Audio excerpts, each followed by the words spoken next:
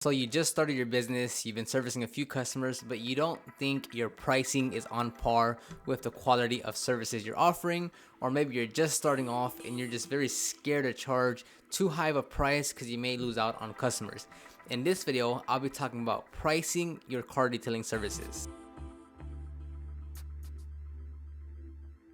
I think this is going to apply to most of us when we're first starting off. We'll most likely charge much lower than what we really want to when we're first starting off with our detailing services. Obviously, you're not going to have much traffic, you're not going to have much volume, so any customers that you potentially can get, you want to make sure you do get them, so you will price yourselves a bit lower than what you really want to charge to heighten your chances of landing that customer. So if you're just starting off, you'll lowball them or just charge much lower than what you want. And honestly, that's okay to do in the beginning. If you're just getting some experience under your belt, if you haven't serviced many vehicles, if you're just getting a few customers, charging a bit lower than usual is okay to do. Most of us will go through that. And honestly, if this is your first time starting a business and running a business, then it could be nerve-wracking. You could have fear, you could be anxious, you could be nervous about charging a customer money. If you've never had someone hand you over money for services, then this is a completely new experience, a completely new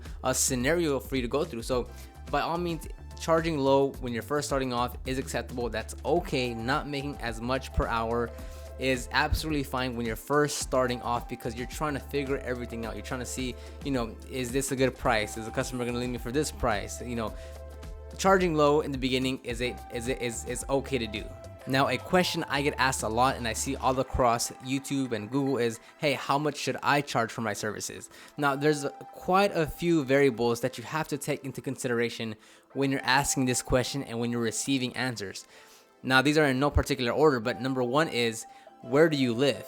The prices down here in Texas will be much different than up north in New York, then much different than out in the West Coast in California, which will be a completely different price if you're in a completely different country. What's your economy? So number one is make sure you're pricing your services towards the area that you're living in, and not only just the city or the state, but then what part of that city or state are you servicing?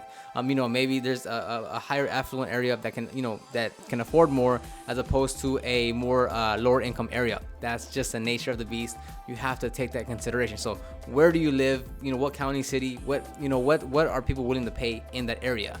Number two is the area that you're servicing and the pricing you want to offer relative to the type of people that live in that area. So do you want to go after these high-end paint correction and you want to charge $600, $800, $1,000 per detail, but you're in a much lower income area where they can't really afford that type of detail? So make sure the quality of service and the service and the price that you're charging is equal or relative towards the audience that you're going after. Again, if you want to sell a steak, make sure you're selling to people that want steak and not just a hot dog. I believe I'm on number 4 is, what type of business, what style of business are you going after?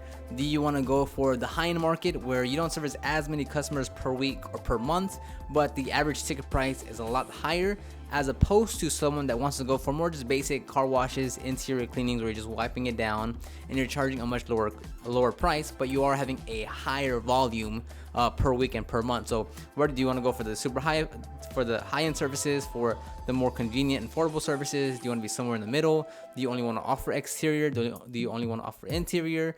All that you need to take into consideration, because again, if you're asking someone or getting advice, or you're seeing someone's pricing where it's 10 times the price you want to charge, but the quality, the service you're offering is just for the more affordable, convenient, quick and easy services, then there's a disconnection right there. So make sure that your pricing is relative towards the type of business model and the type of services you're going to offer as well. Number 5 is based on your confidence, your ability to sell, your ability to communicate with the potential customer on your services, your benefits, and why they should choose you over someone else. Because if you have a prospect talking with a detailer, and detailer A is very shy, is not confident in what they're saying, they sound questionable about what they're saying, they're not answering the customer directly, then once the detailer presents the price to the customer, then the customer themselves might perceive them a bit different. They're not confident, they're not professional, and they might say, it's too high.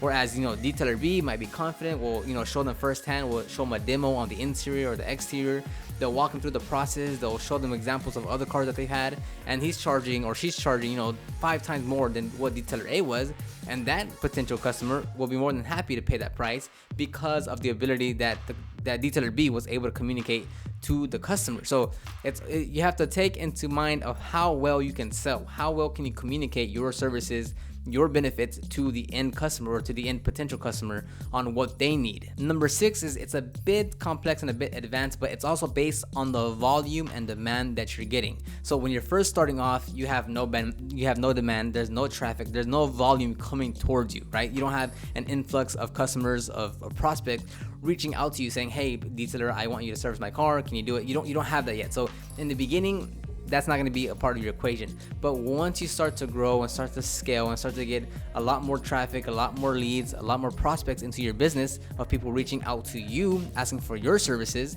at that point you can start raising your prices because you have that volume of customers coming in or that volume of leads to where you have to raise your prices, or you're able to play with your prices a lot more because you're in such high demand and so many people are emailing you or calling you or asking about your services. So that one I wouldn't take much into consideration until you're getting a decent amount of traffic where you're getting 2-3 calls per day, where you're getting a lot of emails per week. So that one's a bit farther when you get into when you get more when you're in business more and you get more of a reputation under yourself. But that's also something to consider, is what's the volume, because in the beginning you have no volume, so you don't want to raise your prices too high, you don't want to be priced too high against other people, so you will lower your pricing to make sure you're getting those customers. But on the opposite side of that spectrum, when you are getting higher volume, then at that point you can increase your prices, because although a good majority or a good percentage of those people will tell you no, you have that volume in your business where a good percentage of those people will also tell you yes,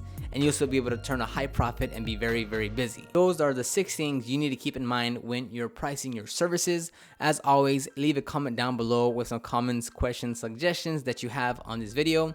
As always, check the description box below to a link if you want to find out more tips and tricks and strategies to grow your detailing business. Check that in the description box down below. Other than that, leave that comment, like this video, subscribe, maybe tell me what other videos you'd like to see, business related or non-business related, of course, and I'll see you on the next video.